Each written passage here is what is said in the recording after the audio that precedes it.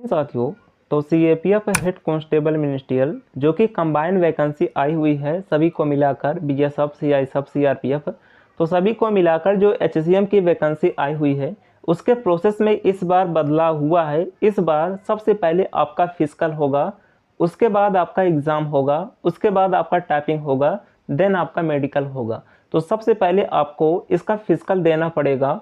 तो फिजिकल में भी इस बार बदलाव हुआ है क्योंकि इससे पहले जो वैकेंसी आई थी पिछली बार उसमें रनिंग नहीं हुआ था, केवल माप तौल हुआ था, केवल पीएसटी हुआ था, पीईटी नहीं हुआ था, केवल फिजिकल स्टैंडर्ड टेस्ट हुआ था, माप तौल हुई थी, हाइट वेट चेस्ट नापकर आपका पीएसटी क्लियर कर दे रहे थे। किंतु इस बार इन्होंने पीईटी भी मैंडेटरी कर दिया, अर्थात आपको रनिंग भी करना होगा।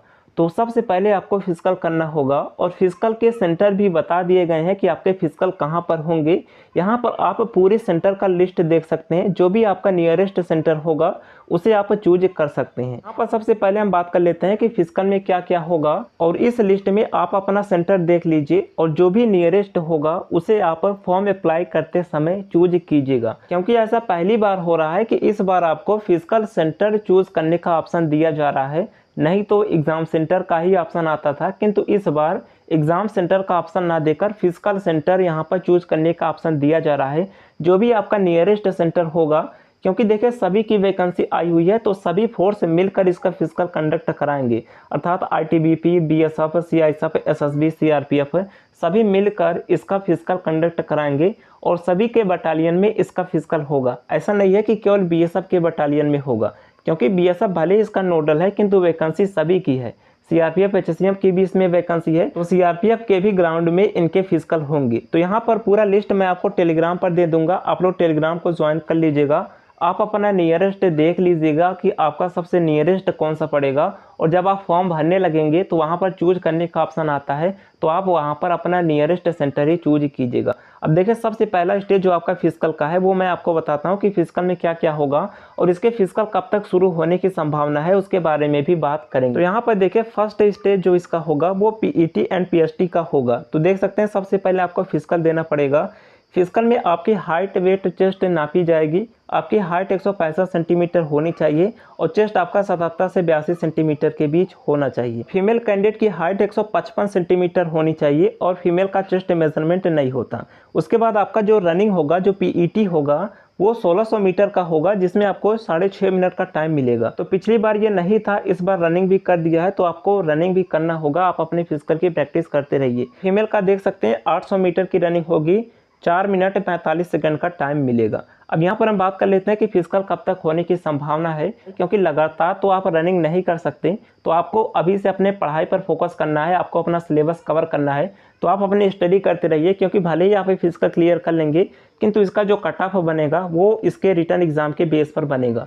तो आपको फोकस जो करना है वो अपने एग्जाम पर करना है। और इसके एग्जाम की तैयारी के लिए बेस्ट बुक के बारे में बात करें तो आपको चक्षु प्रकाशन की बुक मिल जाती है, जो कि संपूर्ण सिलेबस के बेस पर तैयार किया गया है। जो भी आपके एग्जाम का सिलेबस है, क्लैरिकल एप्टीट्यूड सहित हर एक टॉपिक को इसमें कवर किया गया है और प्रीवियस ईयर के मैक्सिमम प्रश्न भी इसमें डाले गए हैं, जहां से डायरेक्ट क्वेश्चंस आपके एग्जाम में देखने को मिलते हैं।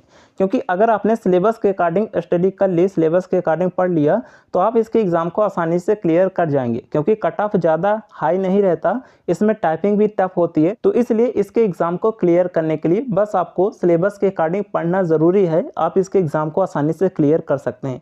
तो इस बुक के जरिए आप जो है अपने सिलेक्शन को निश्चित कर सकते हैं, अपनी तैयारी को बेहतर कर सकते हैं। इसे आप बाय कर सकते हैं। और फ्रेंड्स, इसका ऑब्जेक्टिव बुक भी आता है, जो कि एक प्रैक्टिस सेट है ऑब्जेक्टिव टाइप का, मैक्सिमम क्वेश्चंस इसमें दिए गए हैं। तो ये बुक भी आप खरीद सकते हैं और अपने प्रैक्टिस को बढ़िया कर सकते हैं, अपने टाइम को मैनेज कर सकते हैं। तो बुक एंड प्रैक्टिस सेट के जरिए आप अपनी तैयारी को बेहतर कर सकते हैं। इसे आप बाय कर लीजिएगा, बहुत ही मिनिमम प्राइस पर दोनों आपको मिल जाएगा। बाय करने का लिंक आपको वीडियो के डिस्क्रिप्शन बॉक्स में मिल जाएगा, उस पर क्लिक करके आप इसे ऑनलाइन मंगा सकते हैं। तो यहाँ पर देखें फ्रेंड्स, हम बात करते हैं इसके फिजिकल के एक्सपेक्टेड मंथ के बारे में कि किस महीने में हो सकता है। तो देखिए सबसे पहले जो फिजिकल शेड्यूल हुआ है वो सीआरपीएफ टेट्समैन का हुआ है। इनके फिजिकल 10 जुलाई से लेकर 10 अगस्त तक होंगे। इसके बाद एक और वैकेंसी है एसएससी जीडी की। तो एसएससी जीडी का फिजिकल अगस्त में होने हैं, क्योंकि इसके बाद एसएससी जीडी का ही होगा।